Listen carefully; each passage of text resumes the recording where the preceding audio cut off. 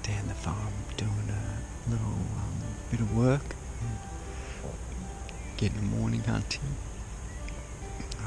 Got up here about 5ish in me hide.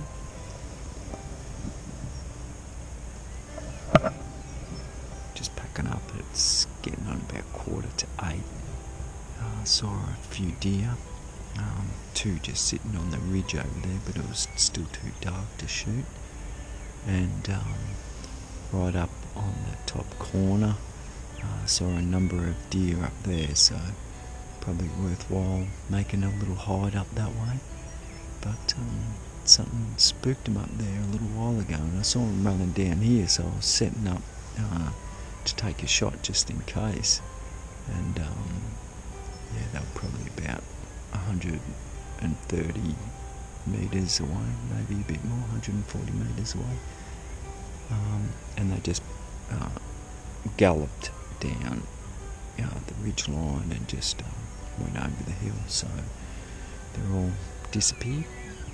So I've waited probably about a half an hour just in case they decided to come back, but just going to start packing up, head over that little ridge and just see whether I can maybe pick some up on the way back to the farmhouse for brekkie. You.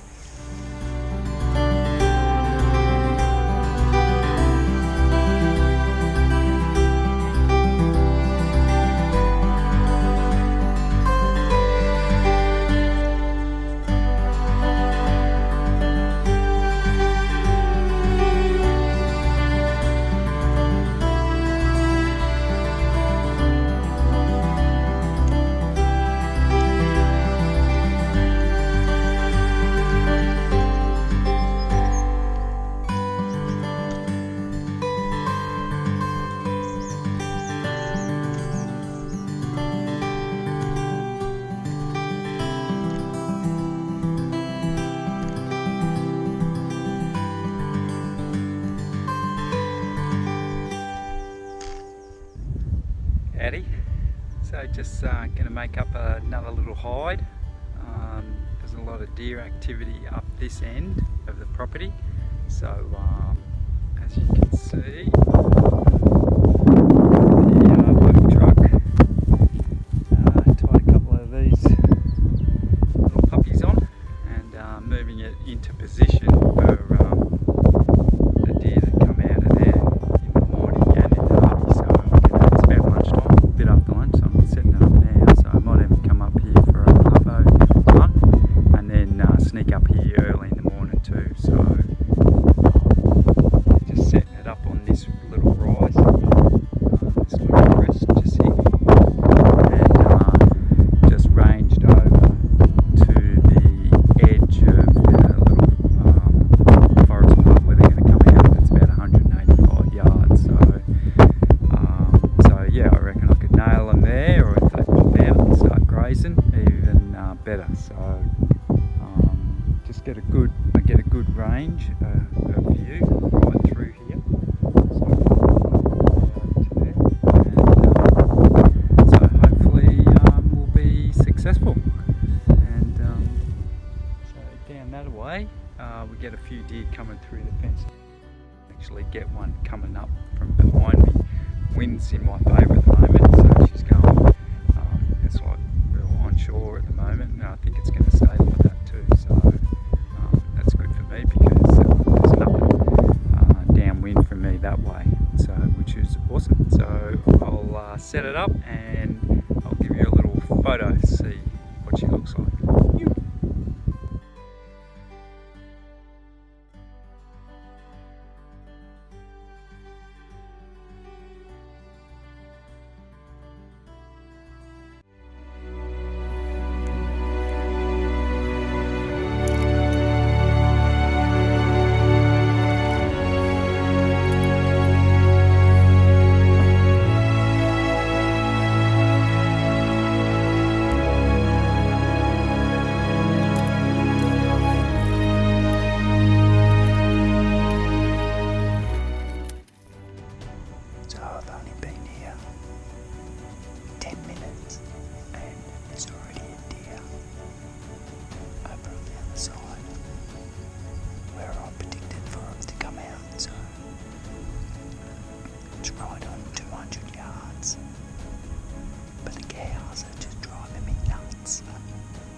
waiting for them just to get over it and move on, and hopefully the deer won't get spooked too much. So, yeah. Okay, cows, I think it's time to get out of here, please. I think you're blowing my cover.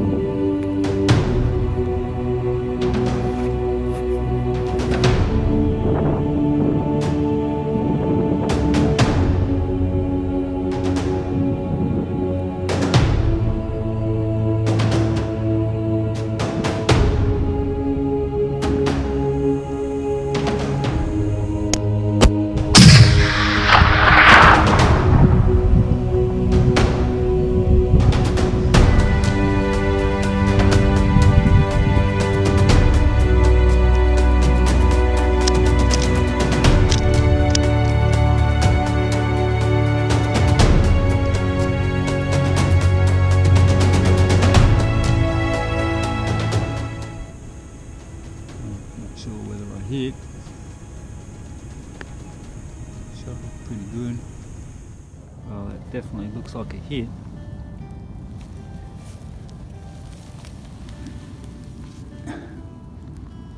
Yeah, it's fresh. Can't see any blood though.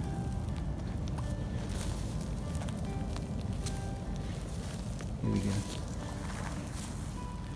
that blood there?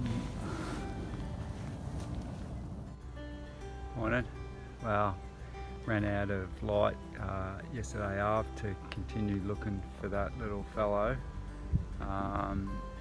So back up here this morning, first light, and just going through this bush. As you can see, she's pretty dense. So just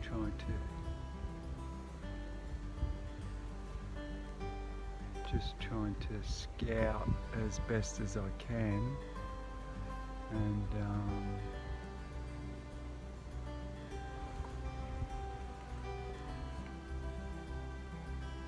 I think I might have found him.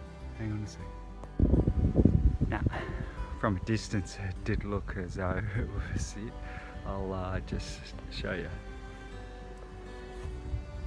With the roundedness of it, I thought it was its butt sticking up, and that little part was his tail. I wish it was that easy. But yeah, so I'll keep looking and just praying for guidance from the Lord. Let's see what we can find. Awesome. Signing out. Great. A few days away down the farm, doing a little bit of work and getting out of the lockdown here in Vico. So, but spewing had my first hit and miss, so to speak. But all in all, it was a great time away, and met a couple of young guys down there, James and Noah. Pretty keen to start coming hunting and getting into our hunting ministry that we're kicking off. So look forward to that, boys. And they helped me on the morning, I think it was Sunday morning, for a couple of hours searching, and we had to bail, and they kept on searching and found a few sign, some more fur in amongst all some branches and stuff like that. So they actually tracked it for quite some time and found a deer bedded down, spooked it, and it ran off, and they said it looked in pretty good health. So I'm pretty stoked about that. So but pretty sure I didn't allow enough for the wind, and maybe a little bit low as well. I was using a different bullet as well. I had one of my old 150 grain Corlocks in it, Remington Corlock, and I normally use and have zeroed my rifle into these Winchester deer season 150 grain. They've got a ballistic tip or ballistic point, extreme point, but it's more a ballistic point, and I find they're very accurate too. So but I'm not too sure why I decided to use my last Corlock, probably to get rid of it, but 200 yards, yeah, probably. And with that wind was howling, so I would say that's what it probably was. So anyway, hoping to get down there again soon, and hopefully this lockdown is going to relax a bit, but probably can do some more work down there anyway. So all in all, a great time away.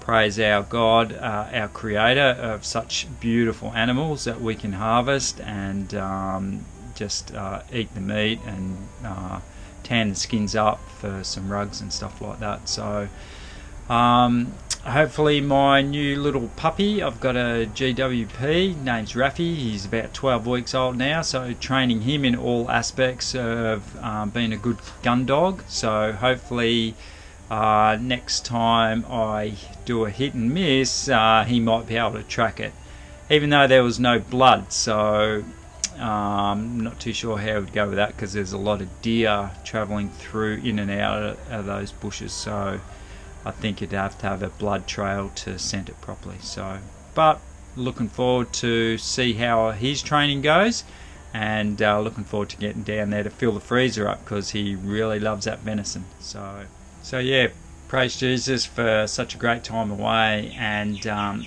if you ever wondered, you know, who this God is and who Jesus is and what's his story, feel free to message me. I'd love to share my testimony and share some awesome stories about how God and Jesus has changed my life. So praise him, give him all glory, and until next time, stay safe. You.